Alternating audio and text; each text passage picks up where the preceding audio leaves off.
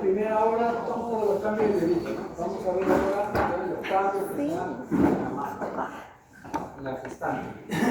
Entonces hay una serie de cambios anatómicos y fisiológicos que son importantes que los conozcan y los manejen, porque el conocimiento o desconocimiento de ellos va a influir en las decisiones que ustedes puedan tomar erróneas para el manejo de una paciente en ciertas situaciones que pueden ser críticas o de emergencia obstétrica.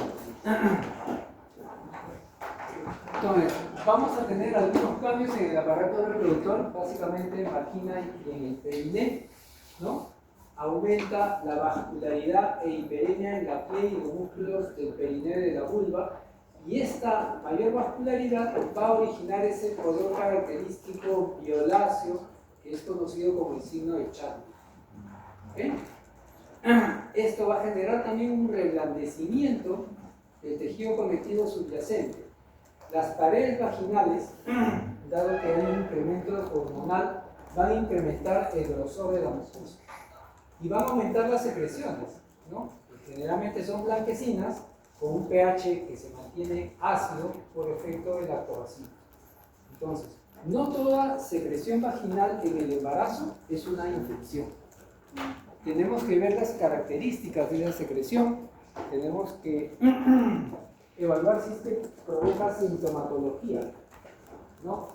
Obviamente, si yo tengo una secreción que puede parecer normal por el aspecto, no tiene mal olor, pero que produce sintomatología, prurito, ardor genital, cambios inflamatorios en la vulva, yo digo, acá sí hay una infección que tengo que tratar.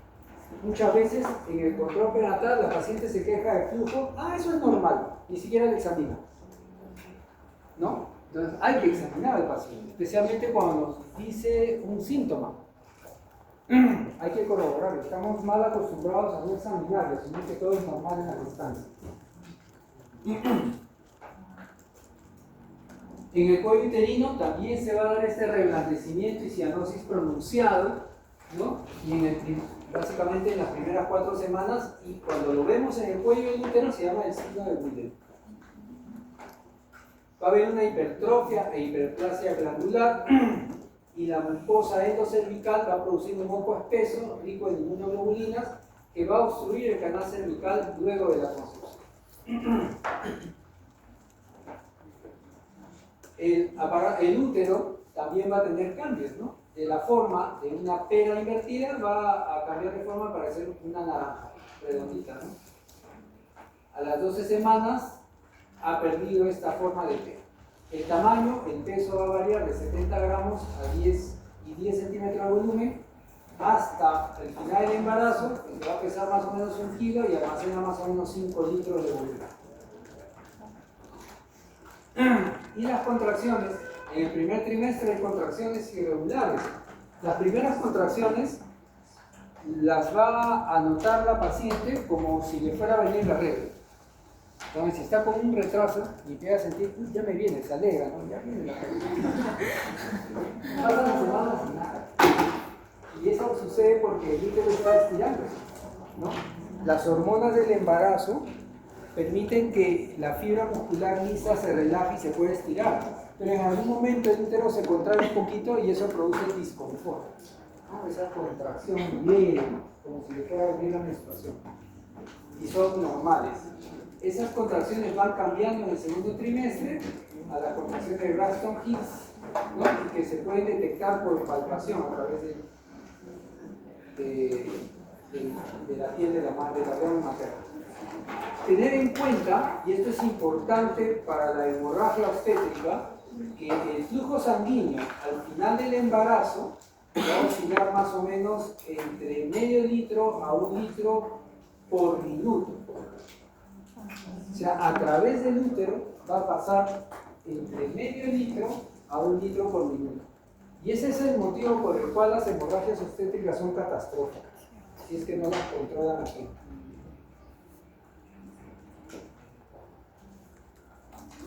Las trompas de falopio también van a sufrir un proceso de hipertrofia en la musculatura de las trompas, un aplanamiento del epitelio de la mucosa tubárica y las células residuales que se forman en el útero también van a formarse acá en el estroma del endosalpinx.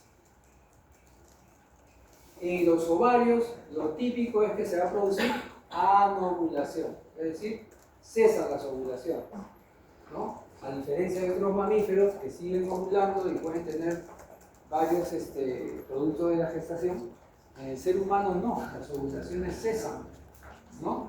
Y solamente vamos a encontrar en el ovario que ha ovulado el cuerpo lúteo. El cuerpo lúteo, que es de donde ha salido el óvulo, va a producir progesterona. Esa progesterona es la que mantiene el embarazo en las primeras semanas hasta que se forme la placenta y la placenta pueda producir y comandar el sistema hormonal de la gestación.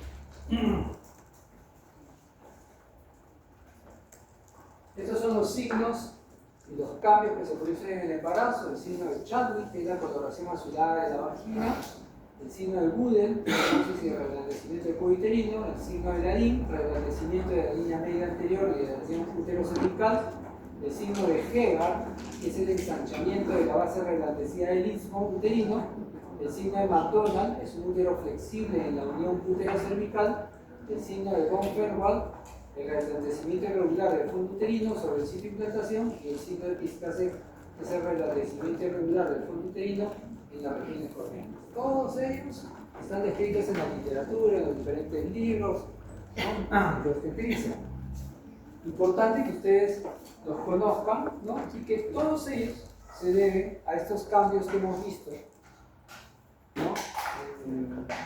En la irrigación, los cambios de tejido conectivo de estas estructuras anatómicas.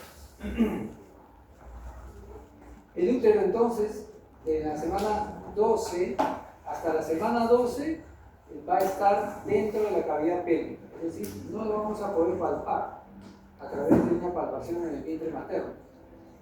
Alrededor de la semana 16 lo podemos encontrar 2 a 3 traveses de dedo por encima de la sínfisis del pubis, o podemos decir a medio camino entre el pubis y el ombligo materno. Para la semana 20 a 22 el útero se va a ubicar a la altura del ombligo, ¿no? En la semana 24, 1 a 2 traveses de dedo sobre el ombligo; semana 28, 2 a 3 traveses sobre el ombligo; semana 32, media distancia entre el ombligo y la pelvis esifoides; semana 36 puede estar llegando a la pelvis esifoides; y en la semana 38 generalmente el útero desciende un poco. ¿Por qué? Porque a esas alturas la cabecita del feto ha logrado encajar en la pelvis materna y ¡pum!, desciende. Y al descender la altura uterina también disminuye. No siempre ocurre eso, ¿no? Pero vale la pena que lo tengan presente. Va a haber cambios en el aparato respiratorio, ¿no? La cama se eleva casi 4 centímetros, ¿no?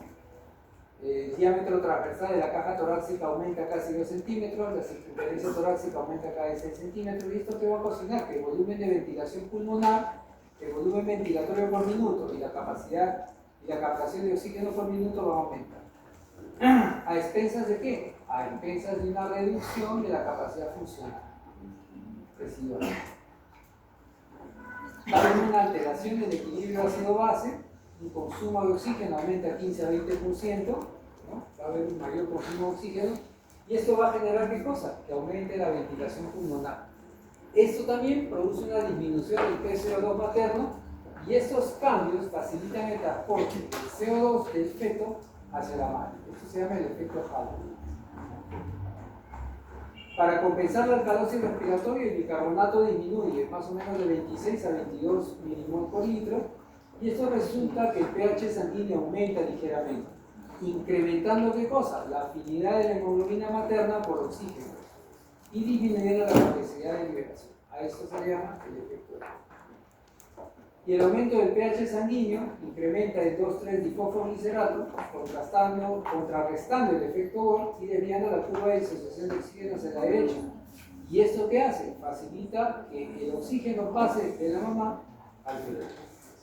Entonces, todos los cambios están destinados a que la mamá pueda captar oxígeno para finalmente pasarlo hacia el feto. Estos son los cambios en los volúmenes respiratorios, ¿no? Esto es otro dato importante. El gasto cardíaco aumenta en el embarazo. ¿Qué es el gasto cardíaco? Es lo que levante la mano. A ver, ¿quién levanta la mano? Sin miedo. Así lo han encontrado. Es el volumen histórico, el volumen que llega al corazón multiplicado por la frecuencia cardíaca. Entonces, al final, ¿qué es? Es el volumen sanguíneo que llega al corazón en un minuto, ¿no? ¿Y esa expresión de qué? Depende de qué el gasto cardíaco. Uno, depende de la recarga. ¿Qué no? No hay sangre que llega al corazón, pero el gasto cardíaco cae. Es lo que sucede en la hemorragia, en la hemorragia, la precarga disminuye. El gasto cardíaco cae. Entonces, en el embarazo el gasto cardíaco aumenta. ¿Por qué? Porque hay una elevación de la frecuencia cardíaca, ¿no? Y porque el volumen por latido se encuentra elevado más o menos un 25 al 30% al final del embarazo. Y también porque aumenta, porque hay una disminución de la resistencia vascular periférica en un 20% aproximadamente. ¿Por qué se da esto? ¿Quién me dice por qué se da esto? Por la progesterona. ¿Qué hace la progesterona? ¿Por qué? ¿Por qué produce vasodilatación la progesterona? No. Para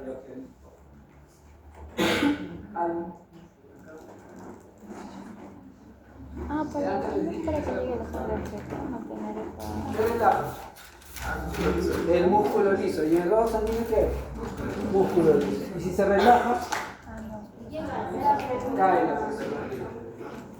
Y ese es el motivo por el cual en el primer trimestre y en el segundo trimestre la presión arterial de la gestante cae. En el tercero, cuando el balance estrógeno-progesterona cambia a favor del estrógeno, la presión arterial aumenta un poco, pero no llega a los valores que tenía la gestante antes de embarazarse. ¿Ok? Entonces, ese efecto de la progesterona ustedes lo van a ver en diferentes aparatos y sistemas que vamos a ver más adelante. Acuérdense de eso. Y aquí está, lo que les decía. Cambios en el aparato cardiovascular, la presión arterial. La PA disminuye en los primeros 2 trimestres. ¿Por qué? Porque la progesterona relaja el músculo liso, disminuye la resistencia vascular, así como moléculas endoteliales y cambios del sistema renina-angiotensina-aldosterona. Y en el tercer trimestre la presión se eleva progresivamente, pero no llega a los niveles que tenía la mujer antes de embarazarse. ¿Qué pasa con la presión venosa? La presión venosa en los miembros inferiores sufre un aumento progresivo debido a ¿qué? Compresión mecánica del útero a partir de la semana 17 sobre las venas ilíacas y cabo inferior.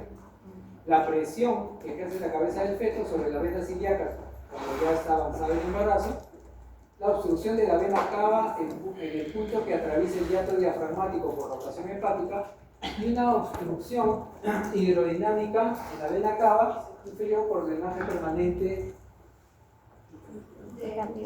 de la sangre que proviene del útero. ¿No? Y estos cambios en la presión venosa pueden provocar en el último trimestre una disminución del retorno venoso al corazón derecho y aquí está lo que decía, disminuye la precarga y por lo tanto cae el gasto cardíaco y cae la presión sistémica, especialmente si la paciente está en decúbito súbito. O un aumento de la presión venosa por debajo del útero y junto con la posible acción de la progesterona produce varices o las agrava en las piernas, en la vulva, en las paredes vaginales y también puede provocar la aparición de hemorroides. Entonces hay que estar atento a esto también, ¿no? Y esto puede empeorar, estas hemorroides pueden empeorar con el estreñimiento. Si estamos hablando que la progesterona relaja el músculo liso, todo el tubo digestivo va a estar relajado. La digestión es más lenta, ¿no? Se llena de gases, se va a estreñir, ¿no? Y el estreñimiento que puede empeorar con el sulfato ferroso, por una anemia, puede empeorar un cuadro de hemorroides. A ese periodo, en las piernas como si las zorras, toda la pierna, como si hubiera golpeado, ¿No eran varices? Hay que tener cuidado porque y estaba caliente, le dieron antibióticos, porque podría ser una fluoritis, una cosa. Estos problemas, este aumento de la presión no es lo que va a producir el varices, que es dilatación de la testa. Sí, sí. No tendría por qué haber sido una inflamación, ya ponerse rojo o hinchazón. La hinchazón en las varices es cuando las varices las ha tenido por un tiempo prolongado. El problema de varices en los miembros inferiores, en hombres y mujeres, va a producir al final un edema, pero inicialmente produce cambios en la coloración de la piel, cambios en la sensibilidad de la piel. Finalmente ya se inicia. Pero es un tema no de ginecólogo, sino de cirujano cardiovascular. Sí, verdad que sí. por eso tenía policía de clase también de afectar a mujeres que se llevando a No, se compensa de otra manera que ahora. Puede haber condición también, porque tiene la vena cava, me parece. Claro, por eso está diciendo acá. Disminuye el retorno venoso, especialmente en esta posición. ¿No? Al comprimir cae la presión, cae el gasto cardíaco y el paciente puede tener esa sensación de ahogo, se ahoga, ¿no? Es porque ha caído el gasto cardíaco. Esos son cambios en el corazón, ¿no? Los cambios anatómicos debido al útero gestante hacen que el corazón se desplace hacia arriba y lateralmente hacia la izquierda por el desplazamiento diafragmático. Va a ocurrir cierto grado de hipertrofia cardíaca excéntrica que va a maximizar el suministro de oxígeno a la madre y al feto, y esta hipertrofia cardíaca se revierte más o menos 6 meses después del parto. Puede haber soplos, sí, hasta un 96%. Tener en cuenta que estos cambios en el aparato cardiovascular pueden tener implicancias farmacológicas, ya que va a haber un aumento del volumen plasmático, un aumento del gasto cardíaco, y esto puede incrementar el volumen de distribución de algunos medicamentos.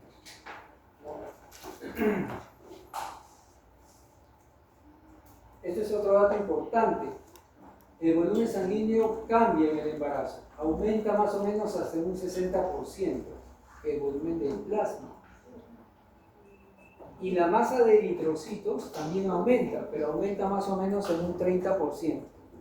El efecto total es la famosa hemodilución de la gestante, lo que llaman anemia fisiológica.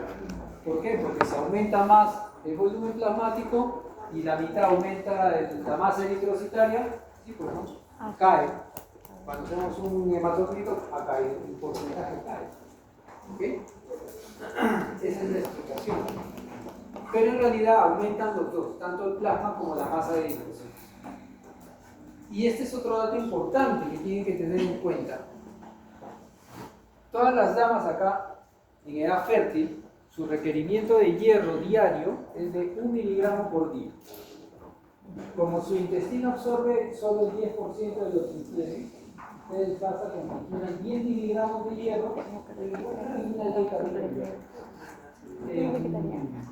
plato de anticuchos, un hígado cebollado, etcétera, etcétera. Un buen plato de menestras, habas, payares, lentejas.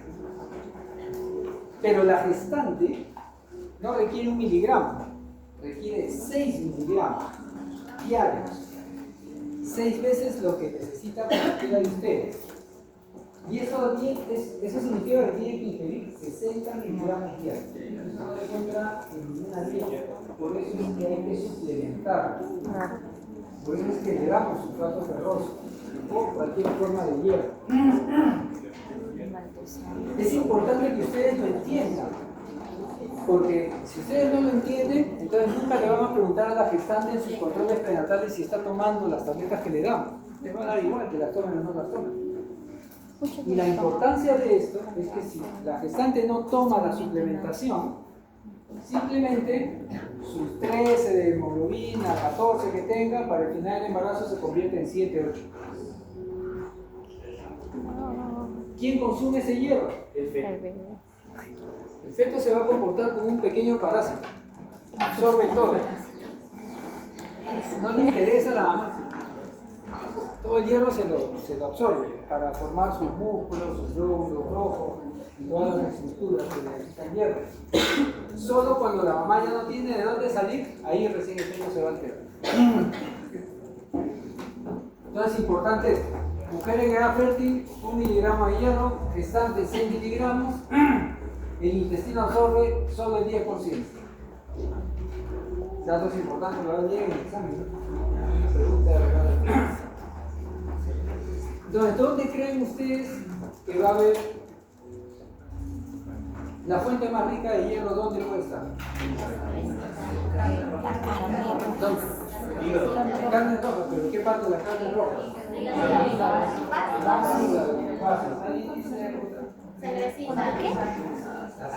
Bueno, sí. Otra idea. Ya dijeron.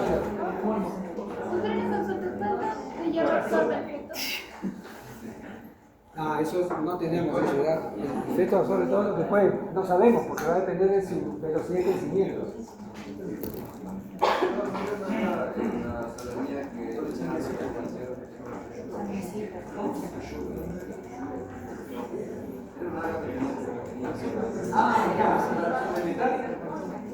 No hay muchas.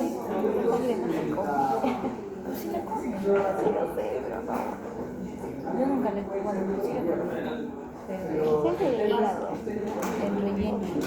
Hay como una cocina en poco.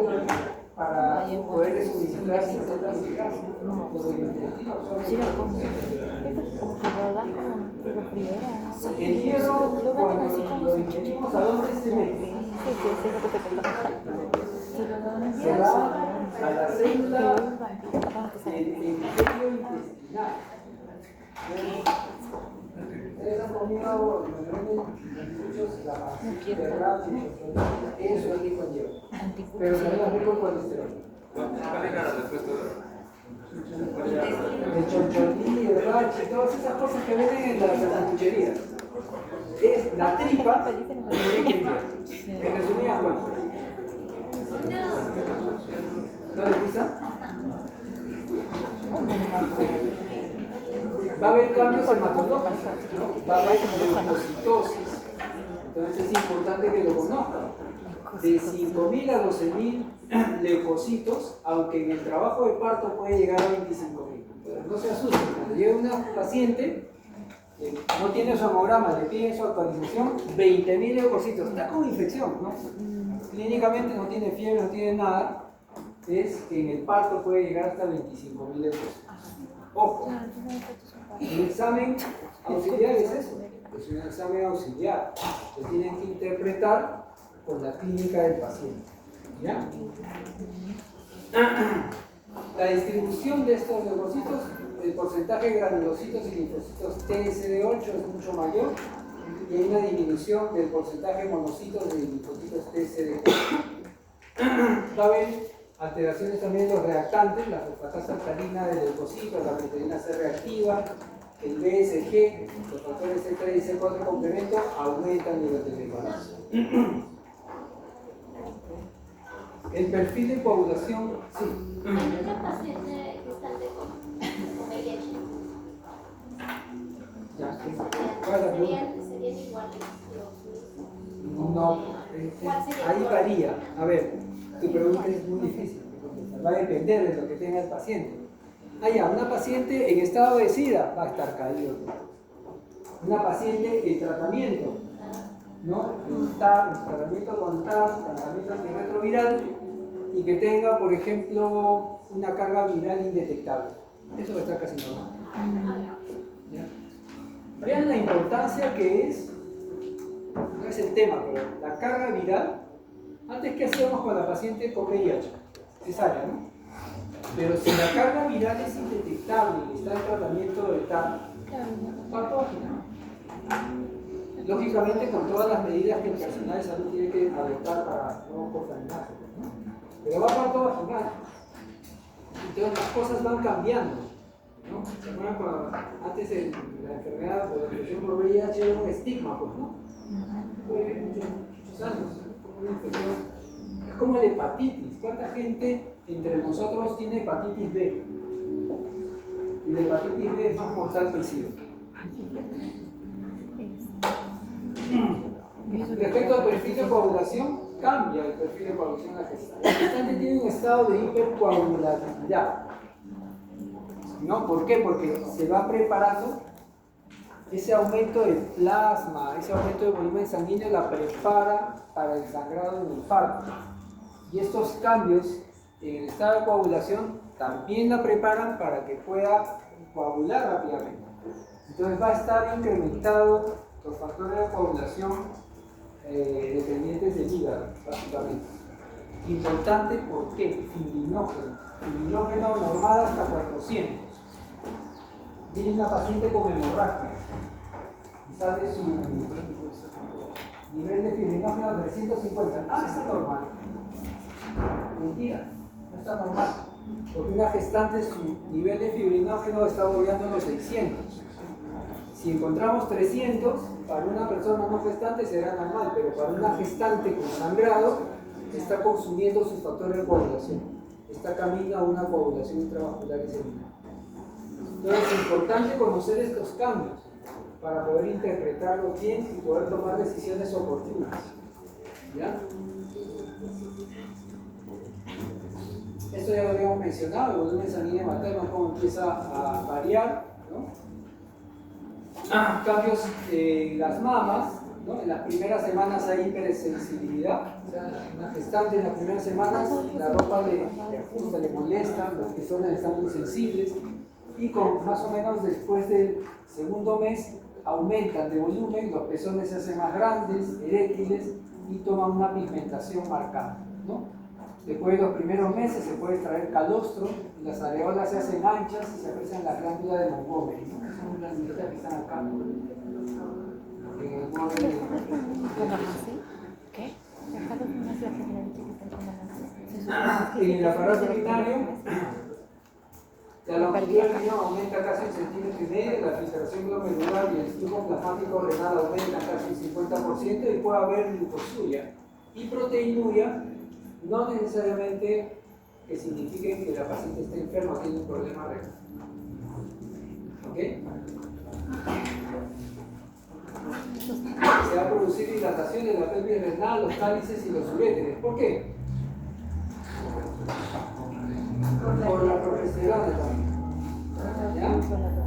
Entonces, estos cambios, esta hidronefrosis, todos estos cambios en el aparato urinario favorecen ¿qué cosa? Éstasis urinario.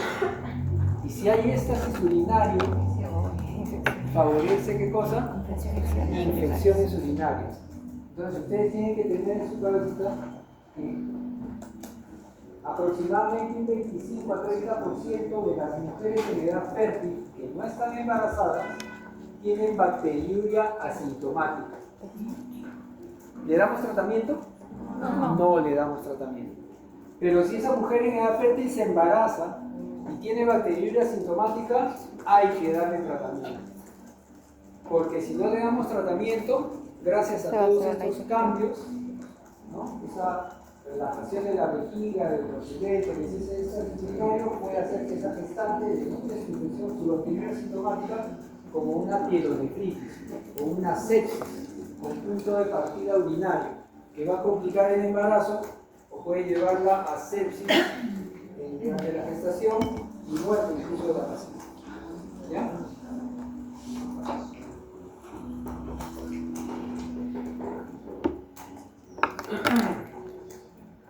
Eso era un visto, ¿no?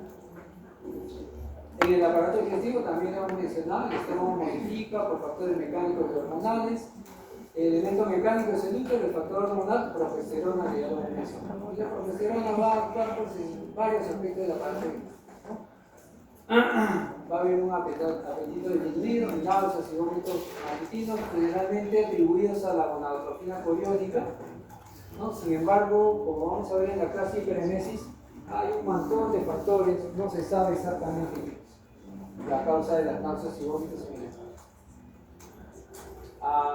Puede haber trastornos y aversiones frente a alimentos como la pica, ¿no? No se sabe cuál es la causa, tumefacción o hiperemia de las encías y puede aumentar las caries provocando gingivitis, ¿no? También se conoce por qué. Puede haber pirosis, ¿no? Es frecuente en el embarazo, probablemente se debe al reflujo gastroesofágico. También disminuye el tono del esfínter esofágico inferior, la mucosa rectal se torna roja oscura, se acentúan los pliegues, son frecuentes las hemorroides, ¿no? Y el mecanismo de producción son las varices que ya habíamos mencionado, ¿no? Puede haber estreñimiento y esto puede acentuarse con el avance del embarazo. Hay cambios en el intestino delgado también, ¿no? En la posición, en la motilidad, también por la progesterona, pero la absorción de los nutrientes se mantiene. El intestino grueso también va a cambiar de posición y el estreñimiento se hace mucho más evidente acá, ¿no? La vesícula biliar también se altera, pierde motilidad y al tener mayor éstasis de la bilis puede favorecer de que se formen cálculos biliares, ¿no? Algunas pacientes debutan su problema de litiasis en el embarazo. El páncreas también aumenta su tamaño, ¿no? Hay una hipersecreción, hiperactividad de insulina, ¿no? Y por lo tanto aumenta la producción de insulina, dando un estado prediabético, ¿no? Esto generalmente se hace más evidente al tercer trimestre. La función hepática es normal, disminuye las concentraciones séricas de globulinas más o menos al tercer trimestre y la posición se modifica en los últimos meses básicamente por un incremento de tamaño del útero. En la piel y en los